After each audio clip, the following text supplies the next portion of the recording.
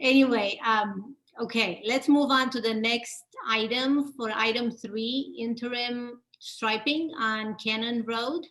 So that way I can try to fix my situation while you guys are presenting. Okay. Thank you, Chair Gocan. I'm here to present this item. Haven't done this share screen, so let me see if I can do this right.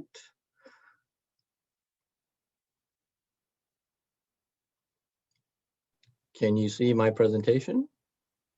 Looks good. Okay. So this is a staff report to present interim striping on Cannon Road between Paseo del Norte and I-5 northbound ramps. Our recommended action is for the Traffic and Mobility Commission to support staff's recommendation for interim striping on Cannon Road between PDN and I-5 northbound ramps. A bit of background on this item. We received an email from Gretchen Verbeff, which I'll read shortly, on the day of the last Traffic and Mobility Commission meeting, not in time to read it as part of the non-agenda public comment. And I thought that instead of reading it as a non-agenda public comment and then bringing it back the next month, that it would be quicker to schedule as an agenda item to be able to discuss at this meeting. This was an area that was previously discussed with some of the Traffic and Mobility Commissioners, so I think you'll be familiar with the area. And before I start, I'm going to go ahead and read that email from Ms. Verbeff right now. I think it'll make more sense if we know her concerns ahead of time. She writes, hello, City of Carlsbad Traffic and Mobility Commission. I would like to recommend an evaluation of the pedestrian and bike line access along the north side of Cannon Road near the strawberry fields. We use Cannon Road to ride our bikes to the beach as well as when we run/walk on Cannon. The sidewalk ends on the north side of Cannon, just west of Legoland Drive. The bike lane also closes out, which makes it dangerous to be traveling west on Cannon, especially for my 12-year-old who likes to bike to the beach in order to surf. I know several families like ours who would appreciate the pedestrian and bike lanes continue from Legoland Drive to the freeway interchange past the strawberry field. This is an extremely busy interchange, and the only way to safely walk, run, bike along Cannon Road in this section is to be on the south side of Cannon, adjacent to car country. This makes for confusion and congestion between pedestrians, cyclists, and cars. Thank you for your consideration on this matter. Thoughtfully, Gretchen. So that was her email to the Traffic and Mobility Commission. And this is a picture of the existing conditions on Cannon Road in the area of concern. The big brown field is the strawberry fields. One of the features of westbound traffic is the right turn only lane on Cannon Road for the I-5 northbound. There's also a shared right through lane, which makes it problematic for bicyclists in this area. With a shared right through, we cannot define the bike lane to the right of that lane if it were a right turn only lane. And so because of that, there is some, it's not an ideal situation for bicyclists. Currently, the bike lane ends somewhere in the middle between Paseo del Norte and the I-5 ramps. Because of that transition to get through, for bicyclists to get through to the west of the I-5 ramps, we've installed a couple of shared lane use markings, otherwise known as sharrows. You can see one pointed there, there's one to the west of there as well. So what we're proposing to do as a work order is to end the bike lane earlier, to end the bike lane at Paseo del Norte.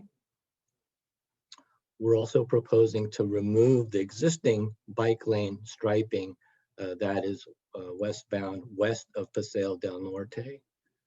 And then to make it clear that for bicyclists wishing to proceed through westward, we would install 2 additional sharrows. So that's the extent of the proposed solutions. It's called an interim striping plan because it is a kind of a small scale thing that we can do quickly as a work order. Anything larger would involve either a coordination with Caltrans to alter the lane configuration at the I-5 northbound ramps, which is not off the table. That is something that we would be willing to take up with Caltrans, but it would be a longer term effort. And also any more extensive striping that would require a project to execute. So the next steps would be, after receiving input from the Traffic and Mobility Commission, we could develop a work order in-house to implement the changes through city forces. So it is our recommendation that the Traffic and Mobility Commission support staff's recommendation for this interim striping plan on Cannon Road between Paseo del Norte and I-5 northbound ramps. And I'll read the public comment that we received for this agenda item, if I can find it here.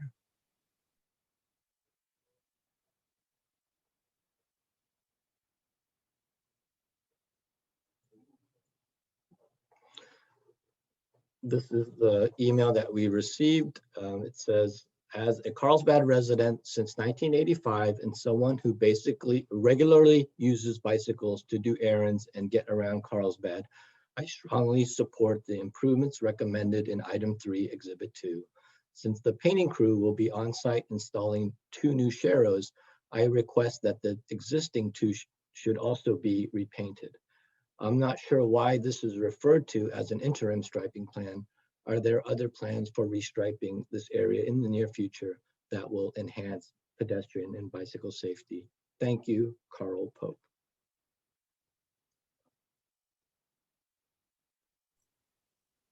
Okay, do we have any other public comments?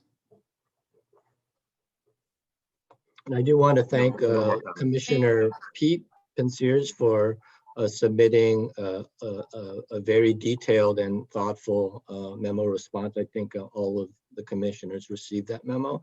And if he wanted to discuss his memo further, we'd be happy to do that. Okay, so I believe Commissioner Linke sent 2. Okay, so Yes, Commissioner Penseyres, would you like to make any comments? Yes. First of all, I'd like to say that that exactly what has been proposed is great. I think that should be done regardless of anything else. It also includes removing the bike lane legend. When you said redo the striping to make it a shoulder stripe, it also removes the bike lane legend there, I'm sure, if that's correct. Yes, okay.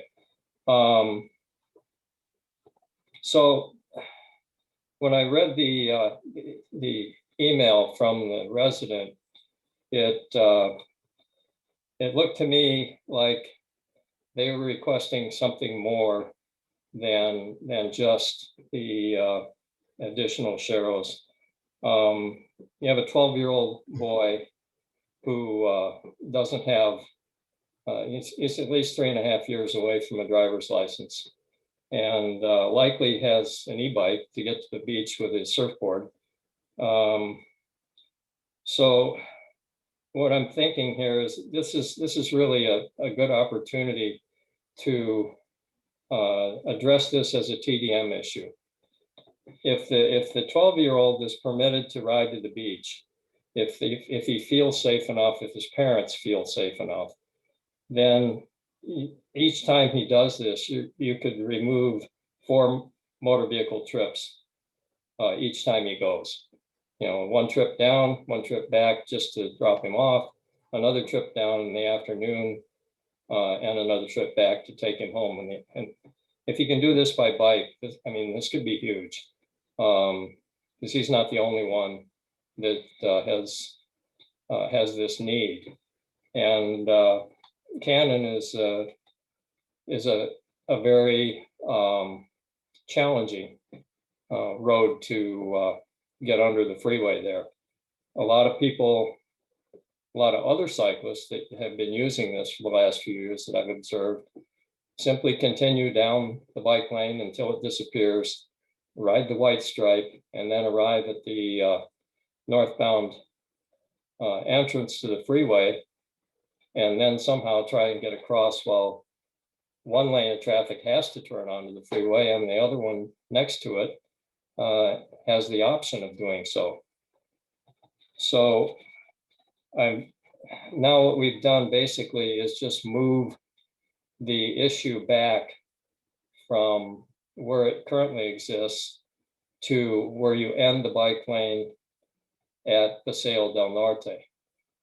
So what I'd like to do now is ask if I did send a diagram of some other suggestions that I think we should consider and hopefully be able to do maybe within the same striping plan that you're currently proposing. Is that something that, Nathan, could you put that? Yeah, I can pull the image that you provided, Commissioner. Right. One second here, I'll share my screen. All right, you should be seeing it now. Is this the one? Yes. Okay. Okay, so so as it currently exists, the bike lane ends way back at this. There's an inflection point in the curve, and as the roadway moves to the right, the bike lane actually stays with it, and so the bike lane just keeps moving to the right, and you get further and further away from the flow of traffic, and then you actually end up on the right side of a lane that can be used to turn right into the flower fields, or can continue across and become the right turn only lane to get onto the freeway. So if you stop the bike lane at Paseo del Norte, it means that the cyclist has to get from that point across the number 3 lane and then across into the middle of the number 2 lane in the distance between the crosswalk and the other side of the intersection. This is, so what we're doing here is we're asking cyclists to look behind and negotiate with the drivers for permission to move from the bike lane all the way over to that Sharrow where they can continue until the bike lane starts again on the other side of the freeway entrance. This is a challenging thing for bicycle riders to do, especially if they haven't been educated and especially if they don't have the skill set to be able to turn around and actually negotiate and signal to get across. So one way we could fix this with, again, would just be paint, is when the bike lane starts to move away from the number 2 travel lane, just go straight and have the bike lane continue until it comes up to Paseo del Norte, and then it would be on the left side of the number 3 lane, which is going to become a right turn only lane. And then the cyclist would only have to go halfway across the number 2 lane to position themselves on the Sharrow. You could enhance this even further with something called a bike box, which has never been used in Carlsbad. They are starting to be used in San Diego, and I'm sure that this might be a good location to start out with this. Then the cyclist could come up to the traffic light and move over ahead of the motorists where they've easily seen, lots of visibility there, and then just continue straight. So in addition to that, this would be back here. There should be an area where the bike lane is dashed on both sides and has skip dashed green paint. And there should be signage back there that indicates to the motorists that they have to yield to the cyclists. So then it becomes, then the cyclist really doesn't have to negotiate at all. They just continue in the bike lane, and the motorist becomes responsible for passing safely and for merging if they want to.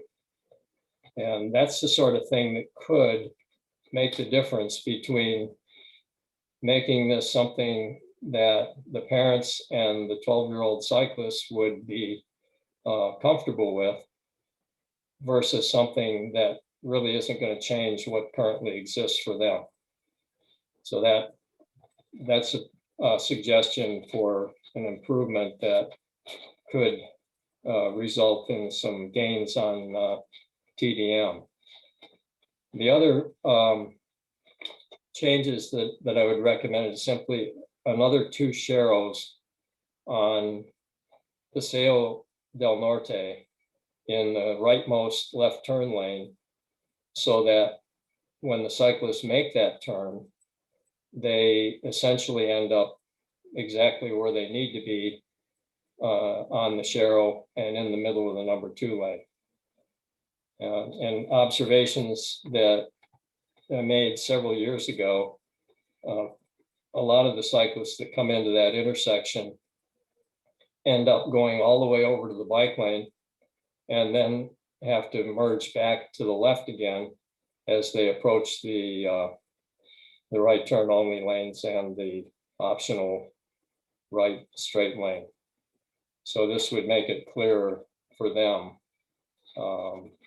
Again, that shouldn't be too much of an issue. Based on adding 2, you could just add 2 more. The sharrows are basically an education tool as well. The way they're designed, they have this bicycle symbol followed by 2 chevrons. And the intent of that is for cyclists to ride in the correct direction. So the chevrons point in the direction that the cyclist should be going, so that they don't ride in the opposite direction against traffic illegally. There's also the option to use a sign that says bikes may use full lane. It's actually a bicycle symbol followed by the words may use full lane. And those 2 could actually be combined into a single pavement marking. If you put a sign over on the right-hand shoulder that says bikes may use full lane, nobody that is in the correct position will even notice it. And that's even true where there are sharrows elsewhere in the city. And the signs are basically invisible in all the sign litter that currently exists. So combining that, you would have the bike symbol, you'd have the arrows, the chevrons, and then the words may use full lane. And there have been several different designs of this that I have on my computer. I don't know. I think I sent that to Nathan. I wonder if he could. Yes, I do have those. Okay. I'll pull those up here for you, Commissioner Penseyres. All right, should be showing on the screen. Right. So the idea with this is to combine the sign, which is basically in this position would be pretty invisible. Nobody would even notice it. And this would provide education, not just for the cyclists, but also for the motorists. Many motorists do not understand what the Shero is and what it's for. And some of them even, well, I hate to say it, but they believe that cyclists don't belong anywhere in a lane. And I've actually been honked at while I've been in a Shero lane. And for me, that it's not an issue because I know that I'm allowed to be here. And so I simply wave with all my fingers and then just stay where I am. Because once they've honked, then I know they've seen me and I know they're not going to run over me. But this would educate those motorists and might also be the one more thing that would make the parents and or a 12-year-old boy feel comfortable riding there in the middle of that lane until they get past the freeway entrance and can move over and use the existing bike lane. Okay, I totally agree, Commissioner Penseyres. I really like your suggestion. I had the same concern with the first option of how the bicyclist will have to transition from the right all the way to the left, crossing the one traffic lane in the intersection. So it make harder to negotiate with those drivers that actually want to go to the right and so on. So I really like your suggestion on the first one. With the may use the full lane, I'm going to let the city staff decide between your expertise and them if they want to use that. I do like the suggestion, but for sure the first option of creating that transition before the intersection, I think it's much safer. Mm-hmm. Do we have other commissioner comments? I can't see the commissioners. Nathan, there you go. Thank you. Do we have any other comments? Commissioner Linke? Thank you, Chair. I want to thank Mr. Kim for bringing this project up so quickly and to Commissioner Penseyres for his expertise. We're very fortunate to have that level of expertise and very thoughtful presentation. I think, like the chair, agree with all of these things, and I'm interested in hearing from staff on, is all of this consistent with the I forget the name, California Manual of Uniform Traffic Devices or whatever that's called, and if whether this level will turn it from an interim striping plan into something that might take longer. But if not, I can support what staff said, as well as all of the things that Commissioner Penseyres has suggested. I guess the only potential downside is that vehicles, like if you put a bike box in and Sheros, that they won't know what that means, and they might wave at you with less than all of their fingers. But other than that, I love the fact that you submitted this letter, and I read it in detail, and I agree with everything Commissioner Penseyres, and I look forward to what staff has to say about it. Commissioner Fowler had a comment too.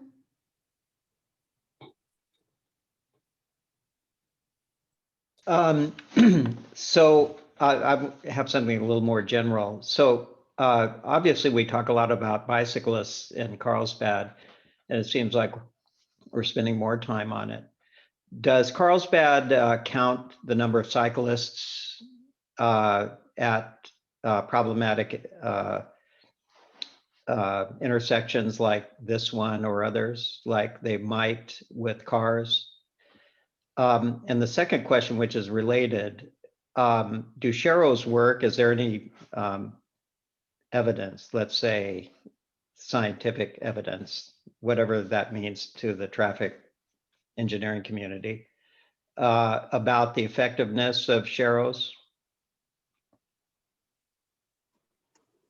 I can respond to Commissioner Fowler's first question about bike counts. We do not conduct bike counts as yet. We are actually currently working on an active transportation monitoring program that would begin to conduct bike counts and get some quantities on bicycling throughout the city. So that's something to come. I think on the second point, Mr. Kim, you're probably best to address that. I'm probably not. I don't know of any evidence or studies that have shown the effectiveness of the sharrows. I do know that it's new, and just personally, I've observed both. You know, like I've seen the correct usage and I've seen the incorrect usage, and so I do think there's an amount of education that the city needs to provide. I think staff is fully supportive of making our bicycle facilities as usable and as attractive as possible, regardless of what the counts are right now, because if our bike facilities are not perceived to be attractive or safe, then obviously the numbers are going to be lower. And so we do want to make every effort to improve our bicycle facilities as much as possible. And no, I haven't seen any conclusive data one way or the other to show whether or not the sharrows are effective.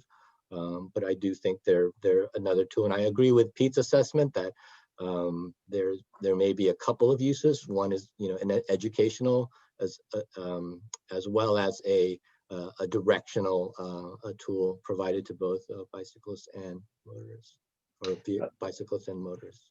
Yeah, if I may just comment for just a couple seconds. So I do bicycle up here and do experience the effect of the sharrows on Carlsbad Village Drive at beyond Concord. It's a real adventure because it's a 2-lane road that evidently somebody decided that eucalyptus trees were more important than widening the road up there. But it does seem to me that the value of counting bicyclists and the change in it, the increase in it, and then the addition of e-bikes and all of that, all of those things could provide additional support for additional kinds of things to do with problematic intersections. I mean, that intersection on Cannon, this all looks great, but it's still a mess, I would think, and kind of hard to navigate and things like that. And I'm wondering if there were enough demand that actually probably exists now, we just don't know how to quantify it, that maybe some really interesting ideas. And I don't know what those are, but I do notice that there's a median from Legoland. So that street is pretty wide, and it has this nominal division between the streets. But if there's a lot of demand, then maybe there could be a real significant reworking of the way bicycles would be able to navigate through these terrible intersections. And I guess as a final thought, have there been any accidents, bicycle accidents there? It does seem like it is one waiting to happen if it hasn't happened frequently before. I have not looked at the collision data, but we can pull that up. Pete, do you have anything to add? Yes, it's in the write-up I sent today. I've been teaching these smart cycling classes for over a decade now. And several years ago, I had a student show up in the classroom when we were doing live classrooms. And he showed up in a sling. And so I asked him, I said, can you tell me what happened? Is that anything to do with bicycling? And he said, oh, yeah. He says, I was hit at Cannon and the I-5 northbound entrance. And I was hit by a tow truck that was turning right from the middle lane. And I said, oh, well, did you report it, or, you know, what happened? And I said, well, I broke my collarbone, didn't know it at the time. It destroyed my bike. The truck driver immediately said it was his fault and picked up my bike and threw it in the back of his truck and took me home. So there was no police report. So when you go and look for things like this, you may not see them, but they do exist. Right hooks have they can be fatal. There was one in November in Penseyres on Leucadia Boulevard. And this one certainly has that potential, especially for trucks that would be turning from the middle lane, from the number 2 lane. So cyclists that go through this absolutely need to be in that number 2 lane. And Caltrans is not going to allow that to be changed. They were the ones that allowed us to put the Sharrow in their right-of-way. The one that's closest to that intersection is in their right-of-way. And as a result of a phone call that I made to the bicycle and ped coordinator years ago, they said, yes, you can go ahead and do this, or yeah, we'll put one in. Well, from experience we had in Oceanside, they only have one painting crew for San Diego County and Imperial County. And it took over 3 years for them to show up in Oceanside to put in some Sharrows on Harbor Boulevard that they had agreed to do. So when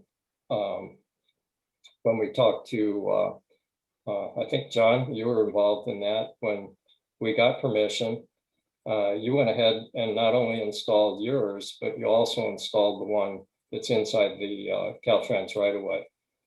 And so, yeah, it was a good first step. It really was.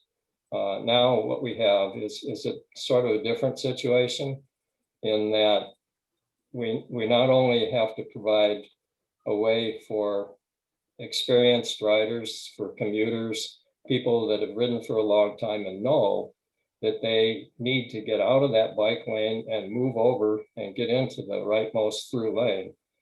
Either they've been to the smart cycling class or been to Cycling Savvy, or they just learned because they almost got hit and they go, oh, wait a minute, I need to get out of here soon. And so they go ahead and do that. So it would be very difficult to answer your question, Commissioner Fowler. I know that anecdotally they really help. There's no question in my mind. But if I could provide statistics, I don't think we can do that. I know that we reduced the number of doorings on Pacific Street and Oceanside when we installed the Sharrows. Not at first because they were still in the door zone, but later we moved them out into the middle of the lane, and now the number of doorings on that street have gone down. But yeah, if you can provide a bike lane, fine, go ahead and do it. But in a situation like this where you don't have any other options other than waiting for a construction improvement project, which would be very costly, this is the best thing you can do. And especially, the extension of that bike lane all the way back, so that you don't just arrive at that intersection and then get turned loose again. You're on your own. How do you get over there? And it puts the onus on the bicyclist to be able to make that move rather than put it on the motorist who can see directly ahead of them. Basically you have to beg your way across, and it's not easy. And the only way people can do this is to start early when there's nobody there. Traffic is platooned and you're going downhill approaching this intersection. And I've been doing this for years, and I leave that bike lane long before I get to Paseo del Norte. I just look back, wait for a big giant hole, and there's no traffic. The traffic lights platoon everything, and I move over and take control of the number 2 lane, and then just stay there, and it works fine. But that is not something that's going to be comfortable for the person that wrote this email. I can tell you that. In order for them to be comfortable, you're at least going to have to provide that bike lane all the way up there, and maybe even the bike box, so that they can get where they need to be. And thank you, Commissioner Penseyres. It's very interesting. Commissioner Fowler mentioned that medium, and I was actually looking at that and now thinking Canon actually has a pretty wide medium all the way from one side to another. And I'm almost thinking maybe we can make a pilot in the next few years and turn that whole medium into a bike lane that is protected from left to right. And you don't know, we can come up with something innovative that can allow all these kids on these new bikes, e-bikes, because it's only the beginning, right? It's something that we have to adjust with. It's something new to us, and we have to come up with how to keep them safe. And I was actually thinking that what Commissioner Fowler was saying. And then also when it comes to education, I almost feel that I would actually like to work with Commissioner Penseyres, the engineering staff, and the police department to see if we can provide, and the school district, or somehow to provide education and maybe even require I don't know, an hour certificate to be able to drive one of those e-bikes, because it's only going to get worse. And I've seen kids here in the village, just like, it's just really unsafe behavior and the way they're going, and they're really fast. So before it's too late, I think it's better for us to see if we can provide 1 hour of education, or give it to the parents, or somehow influence them to actually take that certificate, or mini driver's license, whatever you want to call it. But education for sure, it's needed, and is it in the future. And then I will look at Canon to see if we can, in the near future, few years, because I know we have budgets and it's expensive, but that would be something actually that could be very a good thing for the bikers. So with that said, do we have any other commissioners' comments? Yes, I'll go to I'd like to address Mr. Kim. Commissioner Pete's a specific recommendation. When I saw it, I liked it immediately. The right turn lane treatment is something that I think would be a really good idea, but it's beyond the scope of a work order. So we're going to have to find another way to implement the right turn modifications that you're showing east of Paseo del Norte. But I do like that idea, and I think it's worth pursuing. I know that we're on the hook to do some improvements for the eastbound direction as part of the GMP. Maybe that's a project we could kind of link together to do that modification. But I am committed to doing the Sharrows. I hadn't thought about the Sharrows on Paseo del Norte, but based on that recommendation, I'll include that in the work order as well. My only question is the Sharrows with the may use full lane legend. If that is MUTCD compliant, and I'll check, I like that idea. That kind of relieves us of having to deal with sign clutter. And if we can get it on the pavement, I like that a lot better. But it needs to be in the MUTCD. And I don't know, is that where you found it, Pete? Okay. Yeah. This would be, you would be the first, John. And this was something that a friend of mine and I were out riding during COVID, and we got lots of time to talk. And we're thinking, the Sharrows don't really, they're supposed to be educational, but they really don't tell the whole story, especially to motorists.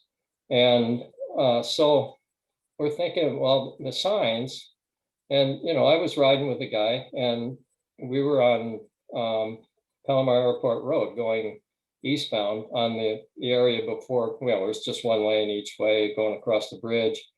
And you've got Sharrows there. And he says, boy, what you really need here is one of those bikes may use full lane signs. I said, oh, well, you mean but that one right there? And he went, oh, I've ridden through there 100 times. I've never noticed that. I said, yeah, that's the problem. Nobody ever sees that thing.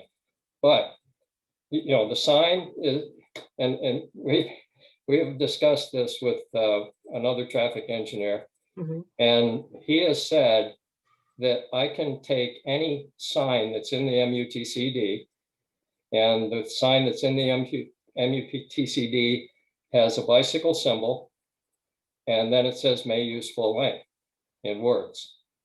And so he said, I can take anything like that and I can make it a pavement marking if I want to.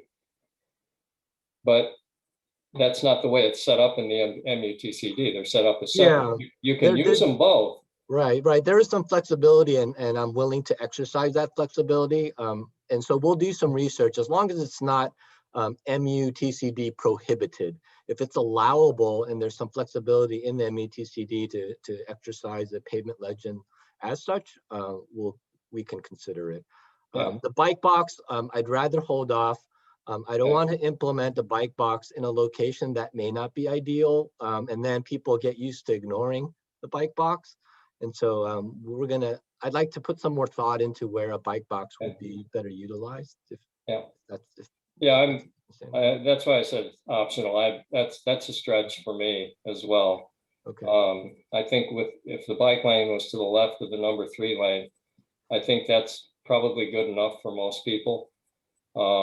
Especially if the left side of the bike lane is dashed before you get to the intersection, so that people can move over early into the number 2 lane.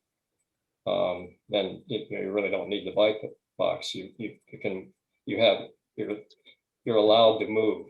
Anytime the bike lane is solid striped on the left, it's sort of a jail for cyclists. You're not supposed to leave there. And so anytime you do, you potentially could be cited. And we'll dash the bike lane leading up to Paseo del Norte to open it up. Yeah, and that would help too. Okay. I think that'll be good. Commissioner Penseyres, do you want to make the motion? Well, let's see. How could I make that? I want to make it so that John has the flexibility to look at this and not tie him up, because he essentially we agree on this. So first of all, I guess the proposal would be, or the motion would be, to have him install the existing proposal he made with the 2 additional sharrows, with removal of the bike lane symbol and making the bike lane striping and so forth into a shoulder stripe, and adding the 2 sharrows on Paseo del Norte in the right turn lane, which he already agreed to, and then consider installing a bike lane on the right side of the number 2 lane approaching Paseo del Norte, as shown in that drawing. That's not a really great drawing. It's I'm sure you can do better than that, but the idea is to have the bike lane continue straight, and then have the motorist required to look ahead, see the cyclist, yield to them, and then either pass them and pull in, or So Okay. I think the idea is there. So Okay. Commissioner Hunter, you want to give it a try? Well, we'll try that. But John, didn't you say that was out of scope for the work order to do all of that? Yeah. I'm not going to be able to do the right turn only lane enhancements, but we'll try to find another avenue to execute that part of it. So the Right. sharrows, the removal of the existing bike lane, and I'll also look at the may use full lane legends as well. If you do may use full lane, I assume you'll switch the words around so you read it as you come up. Yeah, it may be space prohibitive. I don't know, but we'll take a look at it. I do like that idea. So I'll make a motion that we proceed forward with the recommendation with the additional 2 sharrows, also adding the 2 sharrows on PDN and striping the bike lane coming up on Cannon to PDN westbound. Yeah. Okay, Commissioner Penseyres. that sounds good. Thank you. Okay, No problem. I know sometimes we're so passionate about the subject that it's very hard to just put it in few words. It's Yes, easier for someone it- else to do it for us. that's a good way to do it, I think. How's as a Yes. comment? Comments. Go. Thank you, ma'am. One of the comments, I believe, maybe by Mr. Pope, was the redoing of the existing sharrows, repainting them. And so I just wanted to bring that up in the event that commissioners would like to add that. Oh, okay. Take a look at it. I'm happy to add that into the motion. Glad that. Second. Okay. Commissioner Linke seconded the second time. So Commissioner Hunter made the motion, Commissioner Linke seconded. If we can take a vote. Okay. Commissioner Wanamaker is absent. Commissioner Penseyres. Aye, yes. Commissioner Linke. Aye. Commissioner Fowler. Aye. Commissioner Hunter. Aye. Vice Chair Perez is absent. Chair Gocan. Yes, please note that it passed 5-2 with 2 commissioners being absent. Okay, great. That was so educational. I was actually so relieved when Commissioner Penseyres made it back on the commission because I almost was scared for a second. He's such a good addition to our commission, and I was so little bit scared that maybe that will take his place. So I'm very happy that they put you back on. Okay. With that, One last comment is we have a smart cycling class tomorrow night. So I know that Commissioner Linke took it a couple months ago, and Nathan has taken the class. And I would like to encourage anybody that's listening here to sign up. It's free. And I included the link, the direct link to sign up for the class in that letter that you all got this morning. that's good. Thank you so much.